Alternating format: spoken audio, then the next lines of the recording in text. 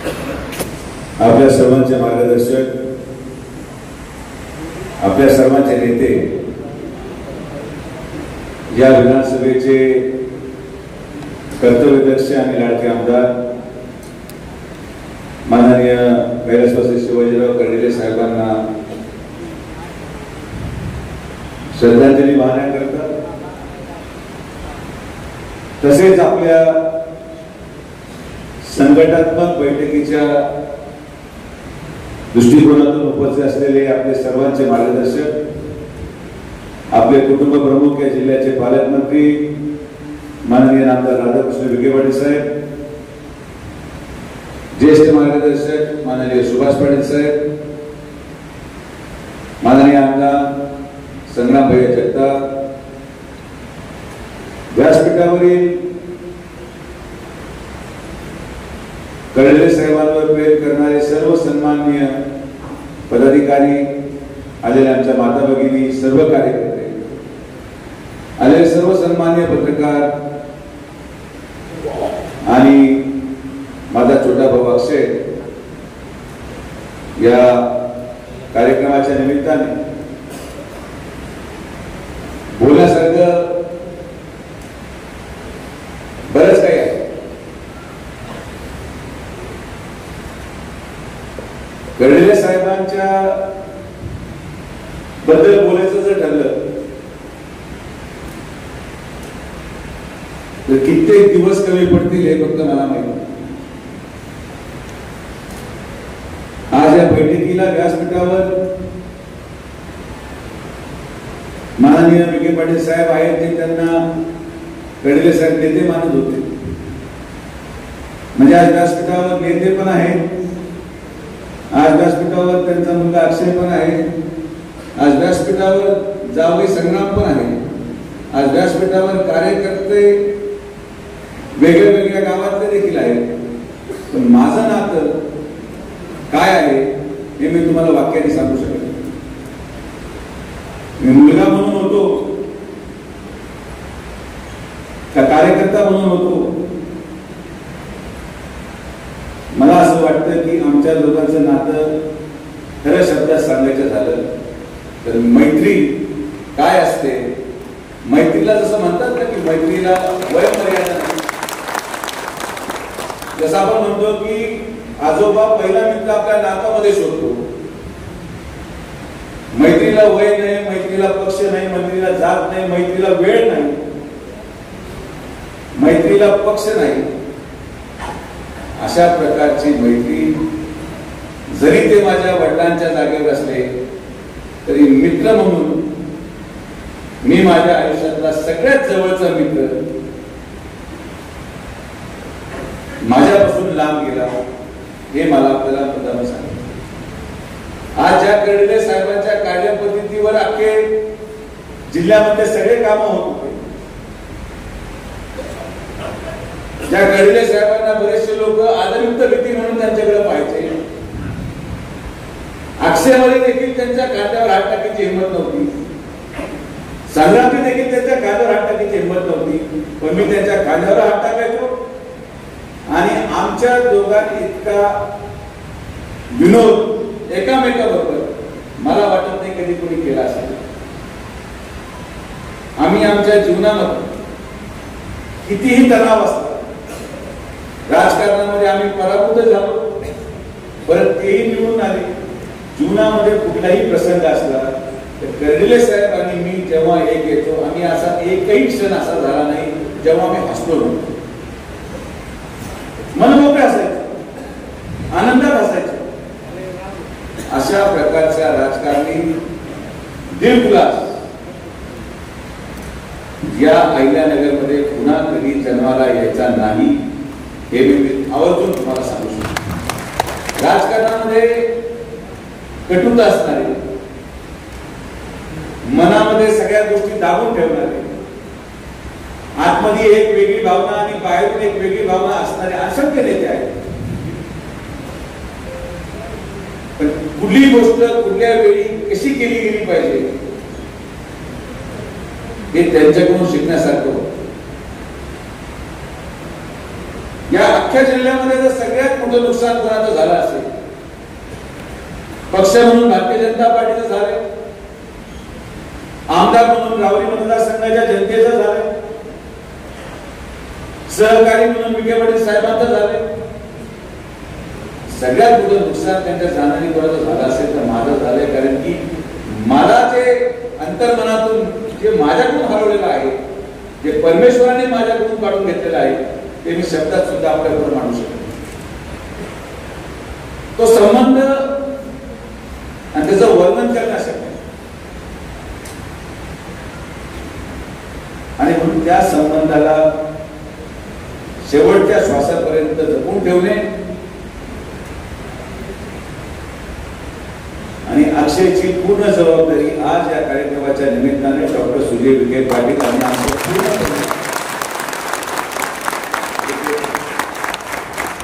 याच्यामध्ये खरं सांगण्यासारखं काही नाही, हे बोलायची आवश्यकता नाही. पण राजकारणामध्ये बोलल्याशिवाय लोक त्याचा अर्थ वेगळा करतात. हे आजचं राजकारण आहे. राजकारणाबाबतीत आज मी फार बोलणार नाही आणि जेव्हा हे वडील माझ्या स्टेजवर असतात मीही बोलत नाही. गडले साहेबांच्या श्रद्धांजलीसाठी जरी कार्यक्रम असेल पण आमचा संबंधाचा मान ठेवत मी सगळ्यांना हसूनच उडून जाणार हे पण तुम्हाला सांगतो. कारण की ते सातत्याने म्हणायचे की किती जरी संकट आलं तरी आपण हसत राहिलं पाहिजे आणि आपण सगळे त्यांच्या परिवाराचे सदस्य आहोत आणि म्हणून त्यांच्या जाण्याने जर आपण आनंदात राहिलो नाही तर अक्षयला धीर सुद्धा देऊ शकणार नाही. आणि ही जबाबदारी आपल्याला अंतर्मनात जरी दुःख असेल तरी चेहऱ्यावर आपल्याला हसू कायम ठेवावं लागेल, ही आपली जबाबदारी. आणि म्हणून संघटनात्मक दृष्टिकोनातून आजची ही बैठक येणाऱ्या रावरी नगरपंचायतीच्या निवडणूक असेल,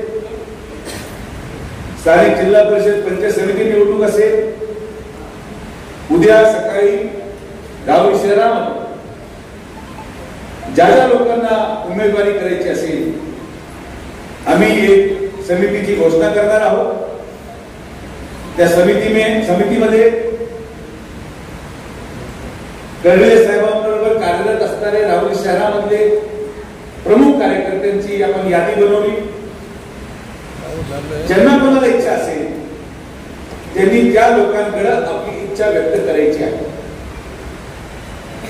तुम्हाला उमेदवार व्हायचा असेल त्यासाठी तुम्हाला अक्षयकडे जायची गरज नाही, माझ्याकडे जायची गरज नाही.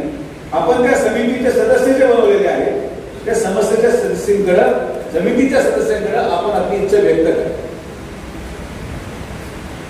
आणि ती इच्छा व्यक्त झाल्यानंतर पुढे काय निर्णय घ्यायचा, कसा निर्णय घ्यायचा, अक्षय असेल, मी असेल, पाटील साहेब, माननीय नामदार साहेब आम्ही बसून मिळून या नगरपंचायती संदर्भात निर्णय घेऊ. पण एक गोष्ट मी आवर्जून सांगतो की या निवडणुकीला सामोरे जाताना फक्त आणि फक्त एक निष्ठ लोकांचाच विचार केला जाईल. या बाबतीत आपल्यामध्ये सगळ्यात मोठा दोष आहे की आपण कुठलीही चर्चेला सुरुवात करतो.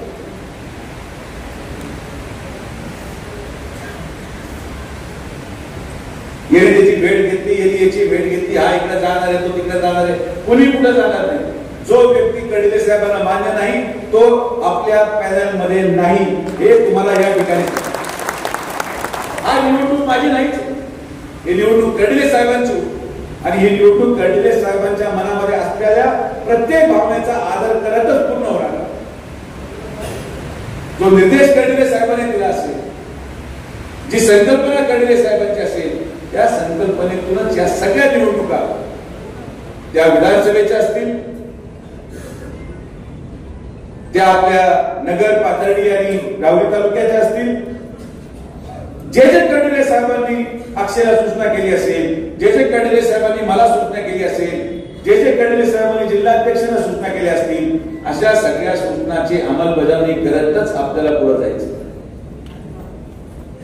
आणि म्हणून आपण या आचारसंहितेचं उल्लंघन करणार नाही अशी माझी माफक अपेक्षा आहे. आपल्यावर संकट जरी आलं असेल तर हे संकटातून आपण बाहेर पडू या संकटातून ताकदीने संघटना पुन्हा एकदा कामाला लागेल आणि राहुरी नगर परिषदेवर महायुतीचा झेंडा हीच खडले साहेबांना खरी श्रद्धांजली। या राहुरी पाथर्डी नगर तालुक्याच्या प्रत्येक जागेवर खडले साहेबांचा दिलेला व्यक्तीच निवडून यावा हीच त्यांची खरी श्रद्धांजली आहे। ही श्रद्धांजली जर आपल्याला द्यायची असेल तर आपल्याला उठवावं लागेल, घाबरून चालणार नाही, थांबून चालणार नाही। आशेला बरोबर घेऊन आशेच्या नेतृत्वामध्ये आपण सगळेजण एक संघ राहून एक परिवार म्हणून माननीय खडले साहेबांना शोभेल, त्यांच्या कार्याला शोभेल अशाच प्रकारचा निकाल स्थानिक स्वराज्य संस्थेमध्ये महायुतीच्या बाजूने आपण देण्याचा प्रयत्न करू। आणि मी तुम्हाला विश्वास व्यक्त करतो की त्यांचं स्वप्न पूर्ण करण्यासाठी विखे पाटील परिवार पूर्ण ताकदीने या निवडणुकीमध्ये कार्यकर्त्यांच्या पाठीशी उभा आहे। यामध्ये कुठलीही शंका असल्याचं काय कारण नाही। त्यामुळे उद्यापासून आपण निवडणुकीला सामोरे जाणार आहोत आणि खडले साहेबांचे राहिलेले सगळे स्वप्न या पुढच्या 6 महिन्यामध्ये त्यांचं स्वप्न होतं राहुरी शहरामध्ये छत्रपती शिवाजी महाराजांचा पुतळा आला पाहिजे। पुढच्या 6 महिन्यामध्ये त्यांची इच्छा होती की राहुरी शहरामध्ये नवीन पोलीस स्टेशनचं निर्माण व्हावं। आपण नवीन पोलीस स्टेशनचं निर्माण करू।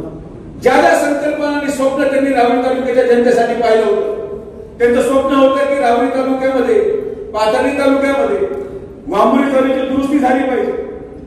उद्या आम्ही त्याचं भूमिपूजन घेऊन 15 कोटी रुपयाचं भूमिपूजन हे आम्ही खडले साहेबांच्या सांगून घेतलेल्या कामाचं करणार आहोत। या मुळा धरणाच्या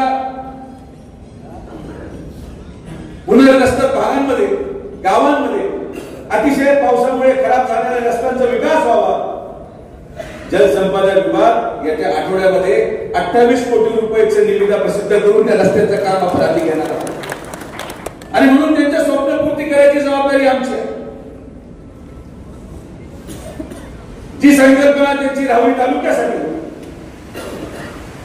जी संकल्पना त्यांची नगर तालुक्यासाठी, जी संकल्पना त्यांची या पुढच्या पिढीला उज्ज्वल भविष्य देण्याची होती ती आम्ही मिळून एक परिवार म्हणून आपल्या या सगळ्या भागांमध्ये विकास करत हा विकास अविरतपणे चालत राहील।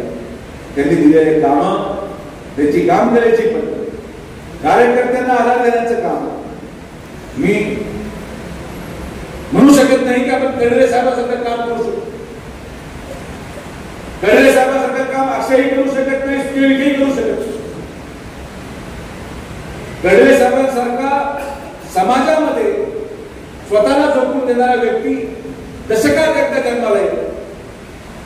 या जिल्ह्यामध्ये ना आपलं कोणी खडले साहेबांसारखा समाज उपयोगी व्यक्ती होता ना भविष्यामध्ये खडले साहेबांसारखा कधी समाज उपयोगी व्यक्ती या जिल्ह्यामध्ये जन्माला येईल हे मी त्यांच्या कार्याला पण आवर्जून सांगू शकतो। कोणी शिवाजीराव खडले होऊ शकत नाही पण आपल्याला अक्षयला शिवाजी खडले करायचे आहे यासाठी आपल्याला ताकद द्यायची हे काम आपल्याला अक्षयला ताकद द्यायची ती आपण साहेबांना देतो।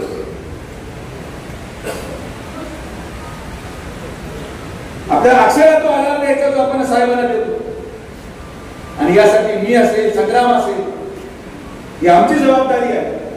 ही जबाबदारी पार पाडत आम्ही एक संघ राहून जेवढं आपल्या परीने शक्य असेल, हे काम आमच्या दोघांचं नाही, हे काम एकट्या पालकमंत्र्याचं नाही, हे काम त्या प्रत्येक व्यक्तीचं आहे ज्याचं काम खडले साहेबांनी एकदा जाऊन एका फोनवर केलं असेल।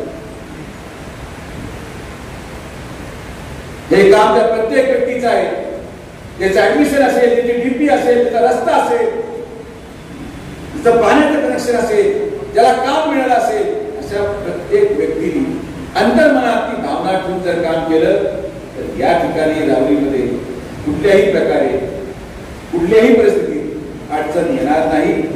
मग तो कुठलाही विषय असतो खडले साहेबांनी जसं सातत्याने राहुरी कारखाना चालण्यासाठी तो सहकार्याची भूमिका निभावतो।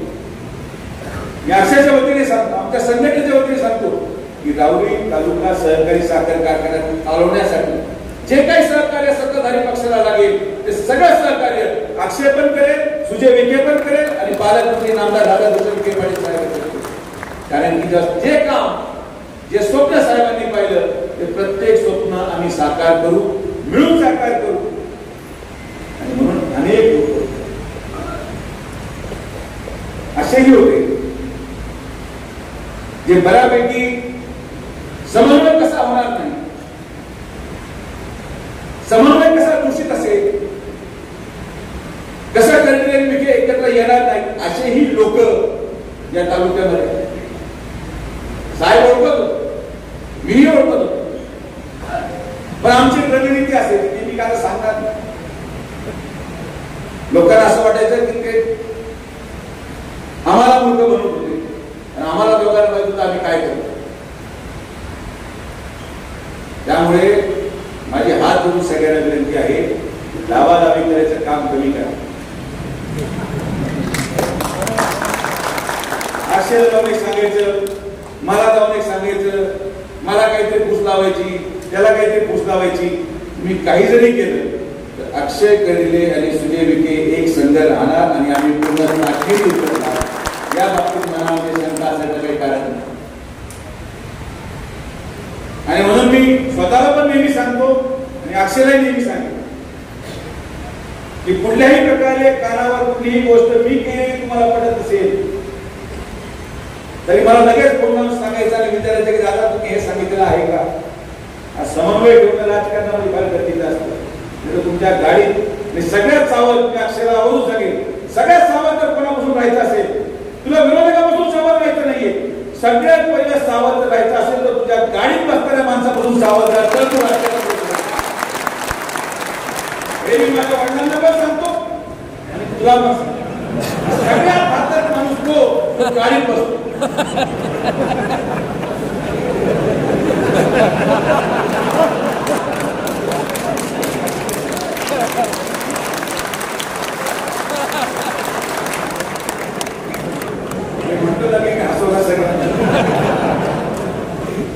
जो माणूस गाडीत बसण्याची घाई करतो ना, तो उतरले लावालावी केल्याशिवाय उतरणारच नाही या संकल्पनेतून तो गाडीत चालतो. काय करायचं गाडीत, काय बसा आमच्या गाडीत, तू तुमच्या गाडी, मी मोटरसायकल अजून काय. ते सगळ्यात घातक प्राणी नगर ते राहुरी ते पुराणकरता प्रवास पार करत इतके सर्वसाधारण लोक गाडीत बसतात. मला नगर ते इथून पार करत इतके सर्वसाधारण गाडीत बसतात. ठीक आहे, मी पडलो, पराभूत झालो, तुम्ही भरपूर शिकलोय, अक्षय सुरुवात करतोय, पण म्हणून मला कोणीही काही सांगितलं तर पहिलं पूर्ण हक्काने विचारायचं की हे तुम्ही केलंय का.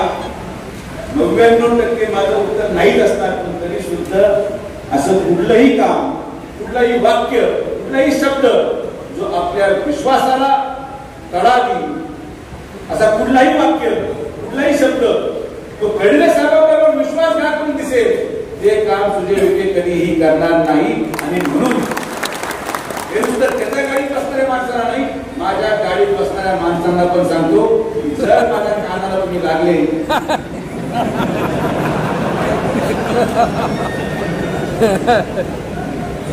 काही लोक विश्लेषक आहेत, राजकीय विश्लेषण फार आवडतं. दादा आपण असं केलं पाहिजे, अशी परिस्थिती होईल, तशी परिस्थिती गंभीर आहे. गावात तो ग्रामपंचायतला पडलेला आहे आणि तो विधानसभेचं विश्लेषण समोर आहे. या विश्लेषकांपासून जर तू सावध झाला ना, भविष्य कालावधीच्या आयोजनाकरता सगळ्यात मोठा पुढारी ठरशील. हे कोणतं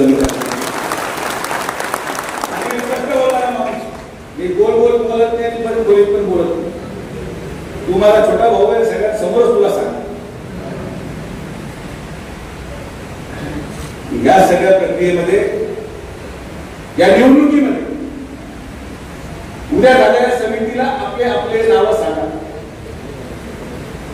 फार पुढे जाऊ नका. राजकारणामध्ये एक वाक्य जे मी माझ्या 25 वर्षाच्या 15 वर्षाच्या राजकारणामध्ये ऐकलं, मी आता फार पुढे निवडून गेलो. फार पुढे जाऊ नका. राहुरी लढवायची आपल्याला, पाटणीला निवडणूक नाही. फार पुढे जायची आवश्यकता नाही, थांबून घ्या. मला एकूण आमदार भेटला, तो म्हटला मी नगरपालिकेची तयारी किमान केली पाहिजे. म्हणजे काय केले? तो म्हणला मी दिवाळीला फराळ वाटले. अरे बाबा, फराळ वाटून जर नगरसेवक झाला असता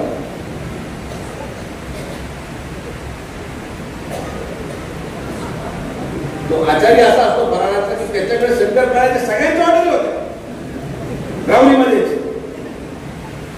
कोणी आज फक्त कमळाची डिलिव्हरी म्हणून कमळाचा फोटो, उद्या घड्याळाची डिलिव्हरी म्हणून घड्याळाचा फोटो.